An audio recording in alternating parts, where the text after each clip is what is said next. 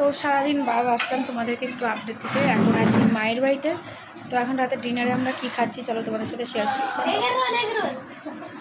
বাড়িতে বানানো হলো, এই যে দেখো, এই যে বানালাম, বাড়িতে বানানো হলো এগরোল। মা এটা তোমার, হ্যাঁ এটা আমার। এই যে এগরোল বাড়িতে বানানো হলো, সানের খাওয়া গেছে, বাপি ওই যে খাচ্ছে এখনও, আর সাথে আছে মিষ্টি। মা এটা তোমার, লঙ্কা দেওয়া। তো এই যে ঘরে বানানো এগরোল, পুরো রেসিপিটা নিতে পারিনি। তো তোমরা এরকম কে কিরকম বানিয়ে খাও অবশ্যই জানিও। আর ইচ্ছে হলো, মা বললো চল ঘরে বানাই, চলো বানাই। নর্মালি এগরোলটা আমি পছন্দ করি না খুব একটা,